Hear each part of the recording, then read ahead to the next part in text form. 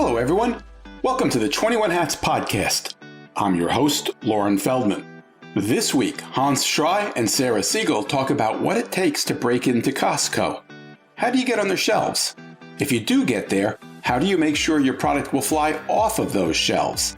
And if you succeed, will you have the financing you'll need to ramp up production? Along the way, Sarah offers some tips on enlisting Costco influencers. And Hans explains the inner workings of Wunderkeks' equity crowdfunding campaign, where you can invest as little as $150 and where the company hopes to raise $1 million. You can find a link to their investor pitch in the show notes.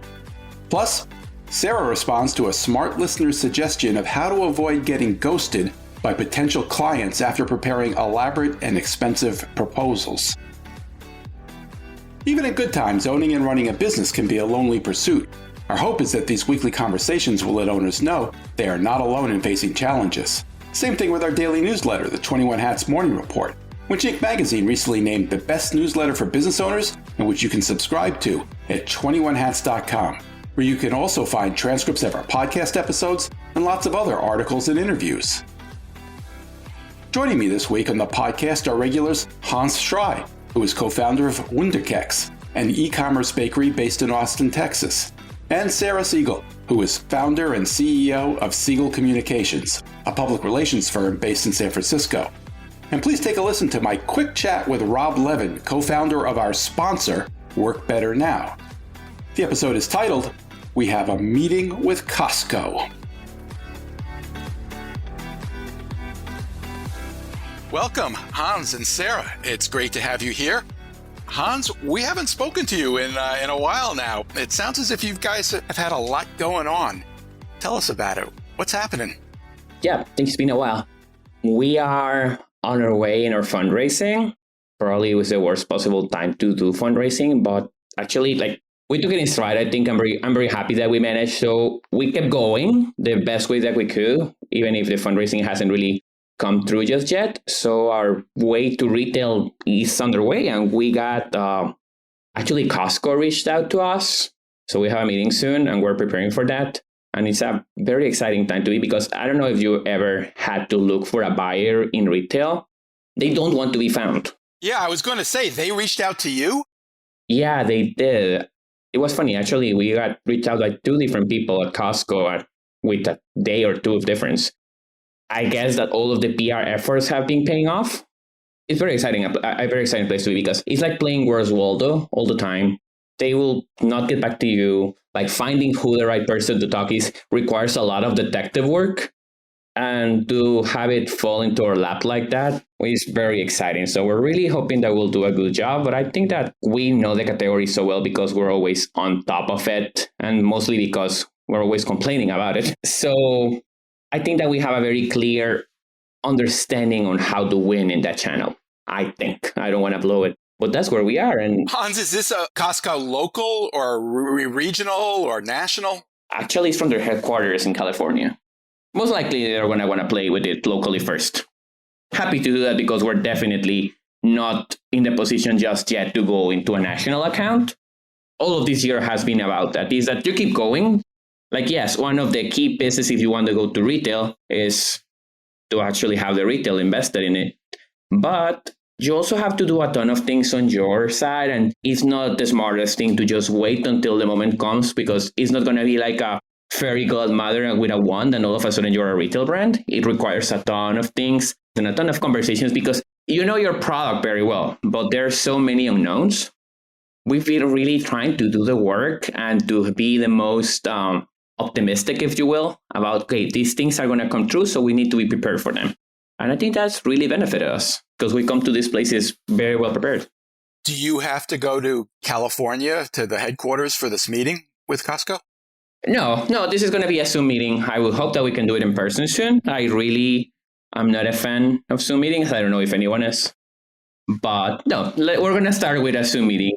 The thing about us is that people really like you when you give cookies to them. It makes a lot of our job very easy. Like, I have never been into a room where they don't welcome me with open arms because I have cookies. That could be a good tip for anybody. You don't have to make them yourself. Absolutely. In our case, it really aligns with the whole thing that we're doing. So it's probably not the same if you are selling, I don't know, olive oil. Now, oh, here's a bottle of olive oil. Doesn't have the same thing. So we're just lucky that we're in a category where people really get to enjoy the thing and we really talk about it. So there's so much. We are doing now some form of cookie lollipop whenever we have events. And people love taking pictures with that. So it's a whole different game. And then they remember you. Everything that has something to do with the senses, you remember. So you will remember, you say how people will remember, will forget your name, but they will remember how they make you feel. That is absolutely true in a positive way. They will remember how the cookies made them feel. Aside from sending cookies, what do you have to do to prepare for this meeting with Costco? Have you researched strategies? Yeah. The first thing we did was go to Costco and look at the category. We've been looking, like we do this all the time. We've been looking at the category constantly. And one of the risks that you run when you're doing that, I know the category like the palm of my hand. And that is probably a mistake. So we are always going to the supermarket and looking, okay, so what's changing, what's new, what's out, what's in, that type of thing. The first thing is to understand the category and say, okay, where do we have an opening here? Because the approach that we're taking, we're looking at different versions of the same product. So one is the fresh cookies as they exist, but frozen. The other one is the cookie dough, so you can bake them home. And the last one is the cookies, but shelf stable, made shelf stable. I think the first thing that you need to do is understand where there's a gap in the category. And in our case, the category is cookies. So you would say, cookies is super saturated. But that will be true of every single thing that you want to put in a supermarket. I find it really hard that you're going to invent a new category. I would say the first step is to go and understand the pricing, because the last thing that you want to do is go, I have these cookies and they will retail for $24 for a pound of cookies. And probably they will like them very much, but it doesn't really make sense for the channel. So if you're going to, Erewhon, maybe you have a little more leeway with the price, or you can work with a different type of presentation. So the first thing is that, go and see what's out there and what are you going to be inevitably compared to. Because I have some experience with CPG. I have dealt with buyers before. And the way that it works is similar to when you're putting out a menu. You have a set of offerings and you're trying to maximize your returns. So you want to have in your shelf the things that will really make the shopper think, I can find everything that I could possibly want here. And that is a balancing act because, I'm pretty sure there's 100 different brands of cookies that would love to be in Costco or would love to be in Walmart. But you need to figure out where do you fit. And also, I think it's good to be able to say, hey, I want to understand, I want to be helpful for you. Because this is the reality of buyers. They are in a business. And as much as my business is being measured, like my business success is measured, theirs is too. They have a boss who is probably the national buyer or the regional buyer of I'm not sure, the structure vary, but they want their aisle to perform. So what they need, and this is true, I think, of every business, what you need to bring to people who are the gatekeepers is solutions. Is, hey, I'm here to make your life better. I'm here to make your life easier. How can I do that? As opposed to, hey, I have this product and you cannot live without this. You need to have it. Why? They're going to ask. Because we're the best cookies ever. And they're going to say, I'm not interested. And frankly, with good reason most of the time. Sarah, if I'm not mistaken, I believe you've helped some clients through the process of trying to sell to Costco. Is that right? Yes. We weren't involved in the whole deal-making aspect of it, but we were deeply involved and continue to be involved with that client in terms of when they do get featured in the stores across the U.S. So we've done everything from just regional distribution where they're like, okay, we're going to have our product only in the Northwest or Southeast or whatever the Midwest region to now we're actually currently working on a national distribution of their pumpkin cream pie. Oh my God. Which will be in stores in mid-September. So there's a lot of little weird nuances to it that you might want to loop your PR agency into, specifically that when they say that it's going to be on shelf, it usually takes about a week for them to actually be on shelf. So if your agency is working with influencers or with members of the media who want to go discover it, it takes a little while. And it's super, super, super important to work with influencers who are willing to do that kind of discovery post where they can tell people where your product is located. Because I'm sure you know, Costco is like distracting and just filled with so many different things. So sometimes your product... You mean where where your product is located, not meaning Costco. You mean where inside in the store. Costco. Absolutely. Yeah, it's hard. And if you're doing a frozen good, I mean, there's usually like 3-4 aisles of frozen goods. If you're in the stable shelf, I mean, you have several aisles to work with there. And then if you're doing, the refrigerated section, those are usually the end caps of the fresh section in the open freezers, where you have like all of these dessert products. So you really have to be able to tell people specifically where to go. Does that vary by store, Sarah, or are they consistent across the board? Generally, they're consistent, but there are still nuances to everything. But what we've done is we've been able to work with influencers really early because it sells out, right? And that's the other problem. It's getting your influencers to go to the store to discover the product when you know the product is actually on the shelf. Is just you got to be really careful with your timing. The first time we launched in Costco for a brand was in the middle of the pandemic, like literally lockdown, right? And so we do a lot of trade relationships with influencers. So people are willing to take a product in exchange for a post as opposed to paying for them. We do paying stuff too. And I can give you some tips on that one. The trade ones, though, what we did was we pitched people and they said, well, I don't have a membership to Costco. And we said, oh, well, we can fix that. And so we would buy them. We would say, all right, we're going to send you a $60 gift card for Costco, but you got to go promise to buy the product. So we're paying for your membership plus some, and you get the product. And people were ecstatic about that. They love Costco, and that idea of having a quote unquote free membership was fantastic. I love that. Did they live up to the deal? Did they go buy the product? Oh, 100%. I mean, and people want to work with that. Another trick, and the people that you should be reaching out to, is there are specific Costco influencers. There are influencers who literally only write about Costco products. Yeah. They usually pay for play, but it's a worthy investment because some of them, not all of them, actually get picked up by traditional press as well. We worked with one influencer over a season who every time they highlighted a new flavor of the product we were working with, which is called Pots & Co. It's a very decadent dessert. Their articles would be picked up by MSN, Eater, all sorts of other publications because they were followed by those publications. And they would literally write a story like, oh, our favorite influencer just found this. So it was like extra PR. That is brilliant. Like this whole idea about the influencers. I hear that and those horror stories about you need to tread the line very carefully with them. And I love to hear more about that because yeah, if your product sells out, you're wasting your investment, which is great. Yeah, our product sold out. But you don't want that either because you're spending a ton of resources into getting people there. And ask them, things like, are you going to be able to do the sampling? Because for 2 years, they stopped sampling because of COVID. But sampling is back now. Yep. And people love sampling. Yeah. We are Costco people, like Lois and I, we love Costco. And since we buy some stuff for the cookies there, so we go all the time. I think a lot of it comes down, and this is true of all retailers, when you're starting, you want the fantastic numbers.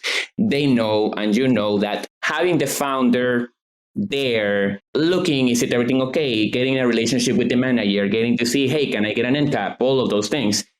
They really build a relationship. So they know that you're accelerating your sales, if you will, by doing all of those things. But those first numbers are super important. And I think that the most important lesson that we've taken out of all of this is that as a founder, there's some things that you don't get to delegate. At the end of the day, it says to these people, the Costco store manager, you're important to us. Like, we're very aware of the power that our success in this story holds for our company. So you need to be, I think, very humble in your approach and not say, hey, here we are, here we come, but really treat it as the opportunity that it is, because they are very aware that it's an opportunity for you. Yeah. And definitely, if you have PR dollars that you have been reserving for a special project, I would 100% put those behind this. And that way, that it's going to be like, it flies off the shelves, and then Costco is going to come back to you and go, oh, well, let's put you in the Northwest and see what happens. Absolutely. Yeah. We're super scared because you need to thread the needle in so many different things. And I guess also be willing to learn, because this is the most complicated part. One of the things that we can leverage for a company, for instance, is that, hey, we have a significant database of people who know us. We can segment that by regions or whatever. We also have a significant investment in social media. So it's very easy to add to our Facebook ads, hey, we're launching in the Southeast. So instead of spending in the whole country, we're going to make sure that we only spend 5-10 miles away from this and this and this and this zip codes, which are the right one. You can be that granular. Mm-hmm. And I would say that is very attractive as well, to really talk about what you can do. And it's very easy to just add to our, hey, find us on Wunderkeks.com. You can also say, find us at Costco now, and be very intentional about that. So that's attractive because it's not direct spend on samples, on discounts, or what have you, but it's also something that is beneficial to what you're doing. So we think that there's a big opportunity there. But to your point about PR, I would say that is the one thing, that is the mistake that a lot of brands make when they go there. And because you think that everything, you go to Costco and the first thing that you do as a consumer is, oh my God, everything here sells out. It's insane. I was here last week and I saw this, vacuum cleaner. And now I came back and they're out. A lot of people have the idea that just by virtue of being in the store, things are going to sell themselves. And I don't think that anything can be further from the truth. It's a lot of effort. Like, the first part is getting there. And then there's a lot of work to staying there that I think a lot of people don't really appreciate. Would this be your first kind of step into national distribution in a brick and mortar? Yes. Oh, okay. Yeah. This is, you don't mess this one up. I know. You've talked previously on this podcast about how in many ways you think the story behind your brand is more important than actually the taste of the cookies in terms of developing an audience and selling the cookies. Do you think that's true in your approach with Costco as well? Do you think they care about your story more than they do about the cookie? I've been talking to a lot of retailers and people in the industry about this. And the plays say, you are in your 30s. You are an Oreo person. You're going to keep buying Oreo. You're not going to change. Probably you're going to test something else new. Sure. But you are on your way. Like, if you are, a better example of this is Coke or Pepsi. If you're a Pepsi person and you're in your 30s, you're locked. It's very unlikely they're going to change. So the people that we need to talk to, and this is what retailers are interested in, are the younger consumers who are in the middle of a transition, who are just graduating from college. They are just getting married. They used to have like whatever brands they got in college, but now they have a little bit more money. They're doing their own groceries. They're actually going. Costco is a good example. Now they go to Costco instead of just whatever bodega or whatever you call the store near you. And these are the people that you can convert. So the problem with legacy brands is not that legacy brands are not appealing and they're not good. The thing is that legacy brands, by design, were made to appeal to a certain audience, and that audience grows. So at some point, there's saturation. So the people, they are interested in the people who are starting to get their footings in, and they want to say, hey, you can find this amazing brand here. You can find all the innovation that you want here, all of these new brands. And the reality is that for Gen Z, who are all under 30, like roughly under 30, and are just getting all of these customs in place, like what dishwasher detergent do I use? Do I buy the private label? Do I splurge for Tide? They are getting into that. And these are the people you're talking to, and these people are interested in this. Does Costco, will they provide you with their demographics? Because I have a specific vision of what the demographics are for the traditional Costco customer, and it's definitely going to lean older. Mm-hmm. established, people with lots of the school-age children. So people that are already set. So that also might play into what product you decide. I would also make sure that you ask about their flyer that they send to every member. Oh, absolutely. With the Costco member savings. So if you can get featured in there, that's only going to help you as well. No, yeah, absolutely. What I'm thinking is this. If you are in your 40s and you never got a Costco membership, it's very unlikely that you will. For many reasons. You just don't shop there. So the funnel is younger people. And of course, the demographics skew older. But the ones they are interested in attracting, the ones that make sense for their own acquisition strategy are younger, which is the same for younger brands. Yeah. It's not that the older people are not going to try your stuff. It's just that they are a harder sell because they have their cookie brand that they have been enjoying for 20 years. So they will try it once, but it's very unlikely that you will convert them. Whether the new ones who are still excited, because we all did it, like, oh my God, the $1.50 hot dog. There's a time when it's new to you and it's exciting and you cannot go to Costco and get one. When you are new to Costco, in the sense that you used to go with your parents when you were a kid, but now you have your own membership and you're going to Costco and you buy all the stuff and you get super excited that, oh my God, look at this. It's like $40 for 150 pots of detergent. That is the people that are being drawn in by the new brands. The older customers, they don't need innovation. They need their staples to be there for them. Right. So Hans, when you meet with them, do you pitch the story first or the flavor first? They're kind of aware of the product itself. We're sending samples to them. They're aware that they're cookies.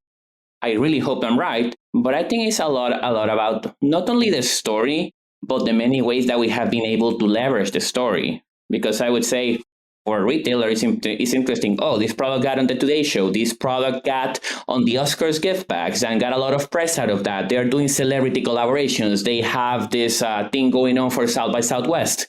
So that's also interesting for them. Because at the end of the day, any PR thing that you do will benefit you and the retailer if you do it right. I'd like to see you on airplanes. You know how Stroopwafel and Biscoffs have taken over every airplane? We are on that. We have a meeting next week, actually, about, I'm not going to say which airline, I'm going to jinx it, but they love the cookies. Yeah, that's a discovery space. I mean, my family has become avid fans of the Stroopwafel because of that. Absolutely. And I think that is super important. I mean, we haven't gotten to price discussions, but I'm pretty sure that is not going to be profitable in any meaningful way. No. But the amount of people that will have nothing to do for a couple hours and will take the time of reading your packaging from top to bottom is priceless. So, yeah, that is a gigantic opportunity. How about the pricing with Costco, Hans? Are you concerned that they're going to squeeze your margins more than you'll be comfortable with? Nope. Actually, the margins with Costco, the interesting thing about Costco is like the margins are probably a little bit lower because the price is a bit lower. But most of what they do is they don't squeeze you on the margin and keep it for themselves. They squeeze you on the margin and transfer it to consumers. Well, you're still getting squeezed on the margin, though. Yeah, but at a bigger volume. Right. And another thing that is super important for Costco compared to, say, Walmart is that their cash cycle is way shorter.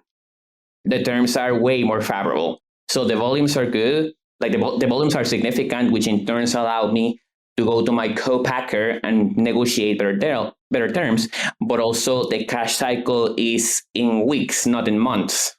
So that's really a factor to consider. Like Walmart can very easily give you 180 days terms, and you're probably going to take them, but the amount of financial muscle you need to do that is a lot compared to a 3, 4, 5, 6 week cash cycle. Are you concerned about what happens if you're successful and they want to do something? Are you ready to supply them in the quantities that they would want? I'm getting ready. I'm not ready yet. And I don't realistically, like, this is exciting that we're talking to them and that we're really building a strategy around this. But realistically, we're looking at a Mother's Day, maybe Easter launch, if we get there. So we are preparing for that. And we're having all of the conversations in all the other places as well, because, yeah, they are excited about what we're doing, but we don't have anything in the bag just yet. So we're actually vetting partners right now for co-manufacturing. Let's take a quick break to hear from our sponsor. I'm here with Rob Levin, co-founder of Work Better Now, which provides top remote talent from Latin America and the Caribbean. Rob, I gather you found that businesses are using your remote workers in ways you weren't expecting. Can you tell us about that? Yeah, it's a great point, Lauren. Initially, WBN was providing personal and executive assistance for business owners who understand that their time is better spent on impactful items like increasing revenue, improving the customer experience, and improving company culture. They were drowning in admin, and we initially were focused on saving them time. We're still doing a lot of that, but then we saw that some of our clients were hiring 4, 5, 6 people from Work Better Now. Wow. What are they having them do? You know, they're putting them in a very wide range of roles, things like project management, bookkeeping, marketing, and customer service, stuff like that. And we're actually helping them build out their departments with our talent. Now we're recruiting and attracting top talent for those roles as well. What does using WBN cost? For $1,900 a month, you get a dedicated full-time Work Better Now assistant. You can have a matched assistant who is perfect for your needs within 2 weeks, and there are no contracts. And if you mention 21 Hats when you are having your free consult, you get $150 off your first 3 months. And that is for each assistant that you hire. Where can we learn more? WorkBetterNow.com. Thanks, Rob. And we're back. Is that why you're simultaneously working on fundraising? Is that what needs to happen in order for you to service Costco the way you would like to? Absolutely, because probably we're going to start with a few stores. That is very likely. Let's do the 5 stores in the 4 I think we have in Austin. That is manageable. Sure, we can do that. We can even go to every single one and check on them every single day if we need to. The problem comes if you are successful, they're going to say, we love this. We want it in the whole Southwest. We want it in the whole country. And if it is a success story, as we hope it will, and I think we have really prepared for it to be a success story, then you need to move very fast. And that is like the volumes are insane. Like we're talking millions of dollars that someone needs to finance. So that's why we're doing fundraising, because the amount of working capital, no matter how favorable this cycle is, it is an insane amount of money. So we do need that. And your approach to fundraising, you have some kind of crowdfunding raise going. Can you tell us about that? Yeah. We're raising $1 million in Republic. It's called equity crowdfunding. It's regulated by SEC. And basically what you do is you file with your financials through Republic. They keep a commission on how much you raise. And what you issue are called crowd saves. So there's an unlimited number of people that can have the crowd save, but they set it up not exactly as a trust, but basically Republic itself becomes a representative. So the cap table has just one name. And whenever they need to vote, for instance, if it came to that, because they converted, they vote as a single entity. So you don't have to deal with, because you can invert $150. So you don't have to deal with 1,000 investors directly. We just need to have one line in the cap table. And the beauty of that, particularly for consumer products, is that we already have a ton of people engaged with what we're doing. And we're actually owning proper ownership in our company, 1. And 2, we really think that this is gonna blow up. We're trying to make this into a full-blown unicorn. So the fact that you can share that with people who are actually outside of angel investing and that type of thing is very exciting, I think, for both sides of the equation, because these are the people who are then going to become your ambassadors, if you will. So if somebody wants to invest in this, where do they go? They go to the Republic website. It's republic.com. Look for Wunderkeks. You can even pay with a credit card. Do you ever pinch yourself about this? Like that you're like, I have a cookie. That could be, this incredibly large business that blows up nationally because of whatever opportunities you have on the horizon. It's so funny because you say that it's a saturated market, but I think part of it is that it's stale. We've been seeing the same brands of cookies on shelves for so long. You know what? I'm amazed that we've built it into what it is. And to be completely honest with you, like last year, we turned down $3 million. You turned down $3 million from an investor, an individual, or a firm? It was a private equity firm. It was not the right partner. And we said no, because at that point, we didn't need the money. We didn't have anything to do with the money. Like, we can take $3 million, but what are we going to do with that? And it was not the right partner for many reasons. And we said no. And for a long, it was like, oh my God, we should have taken that money. That would have made our life so much easier. But you know what, Sarah, to your question, I think that now when everything is kind of coming together and we're building it and we're so excited about where we're building it and the credibility that we build to our business, we have gone through a lot. And for a long time, for say from October up to March of this year, we were not sure that our business was viable. Like, we really had to consider, is this a viable business? And the answer was not in the way that it exists, so you need to shift. But I think that the fact that we didn't take that money and the fact that we had to go through that period where things were very shaky, where we didn't know if we were going to make it, it's made us better people and more appreciative of the opportunities that come around. Where would you see yourself in 5 years? I'm just curious about the trajectory that you're hoping for. I would like for Wunderkeks to be spoken of in the same sentences as Oreo. That is the long game. But I definitely see myself operating a company still. It's a very different product you're talking about. Absolutely. It's interesting that you would pick that one out. Because that is when you think of cookie, Oreo is the cookie. Sure. That is the dominant brand. Going back to your crowdfunding, you mentioned you're going after smaller investors with this. Is this more about raising capital for you to invest, or is it really a marketing strategy to get customers invested, quote unquote, in your product? No, definitely it's more about the capital. We do need the capital in order to grow. Is this one of those plans where you have to hit a certain threshold before you actually get the capital? You get it in tranches, but the threshold is $25,000, something like that. So yeah, there is a threshold, but it's a very small one. And you said you're hoping to raise a total of $1 million this way? Yes. How are you getting the word out about that opportunity to invest? We're talking to a lot of places like this.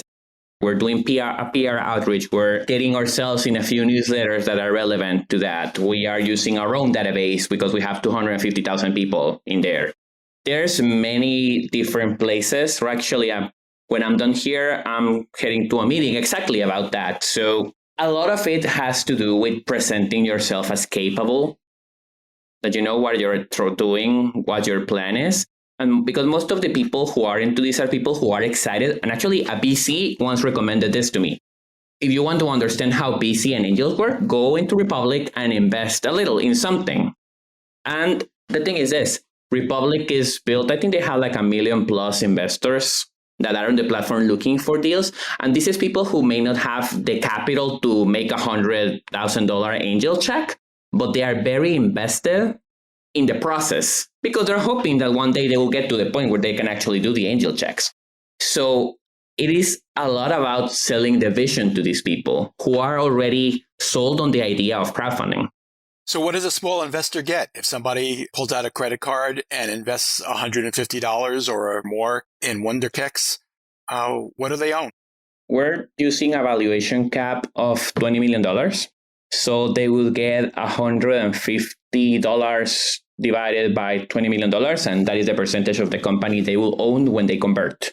It is a safe note, so it is not technically stock. It will convert into stock the moment that we have a price round. So when we raise a Series A, then it converts. I see.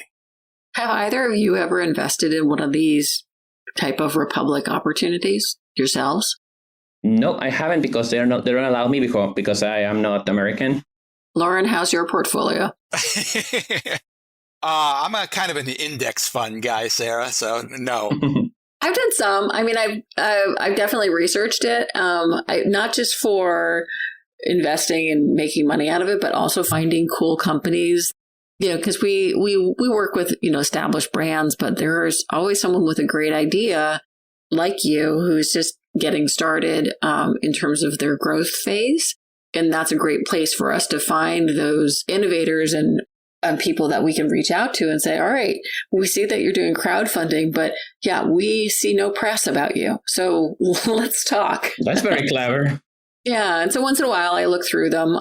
I wish I had more time to do it, but Republic is not one I've heard of, but I've heard there's a whole bunch of other ones that I follow. We're running a little short on time. I want to ask Sarah about a reader comment we got. But before I do that, just one last thing. Hans, could you give us a sense of what are you hoping to get out of that initial meeting with Costco?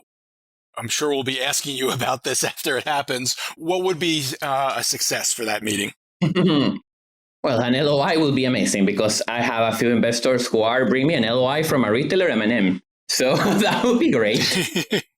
But I don't think that's going to happen in the first meeting. But I would love to get from them is like their perspective on the industry, that what's happening in the industry. And ideally, because we are very malleable in what we can do a lot of different products. Like cookies is where we've been and what we're known from. Where we can manage the sizes, we can do the cookie dough, we can do a ton of things. So what I would like to do is to say, hey, how can I help you round out your portfolio? Hopefully that will be the spirit of this meeting. All right, Sarah, I want to ask you, you were on, I guess, a couple of weeks ago, and you talked about the frustration of preparing elaborate pitches for potential clients and occasionally, or sometimes more than occasionally, having those clients just ghost you, not have the courtesy to even tell you that they're going somewhere else. We got an interesting response from a listener, Buzz Park of Lightyear Management Group. He wrote in, I could directly relate to Sarah's dilemma with companies ghosting her after a pitch. As Sarah mentioned, preparing a proposal for a prospect is fairly costly, and the post-pitch ghosting can be quite frustrating. I was a marketing consultant for over 10 years, and a few years ago, at the recommendation of some peers, I started charging for my proposals. If a company wanted me to look at their marketing plan and come up with a strategy or ad campaign, I would charge a minimum of $1,500 for the proposal, and that amount would be credited towards my services if I won the contract. My reasoning was that if a company was serious about evaluating my services, they would understand the value of the proposal and would be willing to pay one or more agencies' consultants to pitch them. This worked very well for me. What do you think of that, Sarah? I think it's a fantastic idea. And my response is, I don't know that an agency of my size is the right agency to start that, right? To start that in the sense that this is not something that happens a lot in your industry. Oh, never. Okay. PR agencies don't charge for proposals. But like if some of the Goliath agencies that are out there started putting that into their how they do things, it would be a lot easier for the smaller agencies to do the same. But I don't know that it's something that a small agency, it would be in my best interest to start that. That said, never say never. It may be all right, I can see this. I will give you a standard proposal, which will talk through all the things that we, generally do for our clients and our capabilities and tell you all about our favorite colors. Or option B, we will put together campaign ideas with specifics as well as, recommended influencers in media and timing and all that kind of stuff. But that will cost you $1,500 or whatever it is. So I could see it as kind of giving a menu of options for potential clients. But right now, the current space is if they go out to 5 agencies and say, hey, can I have a proposal of working for us? And only one of them says, my agency says, oh, well, we charge for that. They're probably not going to ask us to do the proposal. Or they might have more respect for you. I'm sure you're right in many, if not most situations, but I'm also sure a few would understand and respect it. Hans, how about you? As a consumer, Hans, of PR services, would you consider paying somebody to prepare a proposal for you? Yeah, I guess that you have to have like a very strong reputation, but absolutely. At the end of the day, I think that speaks of confidence to what you're doing. And also, I don't know, it's a tricky one. I was reminded when I was doing wedding cakes because they wanted a tasting, so I would charge for the tasting and discount it if they actually hired us. But it's the same principle. Yep. I would say that if you have a strong enough pipeline of people who are coming to you, absolutely. if you have so many people getting to your wanting your services and you cannot do enough, that is a good way of filtering who is actually interested. Because a lot of times what you will get, and I hate it, but it happens and it's part of the game, is that they send their assistant or whatever, and it happens more at big companies. We need 3 pitches. So I want to work with this company, but I'm going to get 2 more pitches and 2 more proposals because I need to present 3. That will happen a lot. Yeah. So that's one way to filter that. In PR, I'm thinking that is less technical than in other categories. So the pitch is more about you than about the product itself. So I would say that I would take that into account, like how specific does this pitch need to be? Well, when we do our pitches, what we'll do is usually we'll do a competitive analysis to give the potential client an understanding of where they fit in the current environment in ecosystem, and basically kind of give them a sense of what other comparable companies are. Like if we were pitching you, Hans, we would put together a proposal that had reviewed Oreo compared to you, reviewed Biscoff compared to you. And generally what I'll do is when I do my initial call with any potential client is I say, okay, tell me your 3 to 5 top competitors and or companies that you aspire to be similar to. And we include that in our proposal and kind of walk them through and say, all right, this is where you are. This is where PR will take you if done correctly.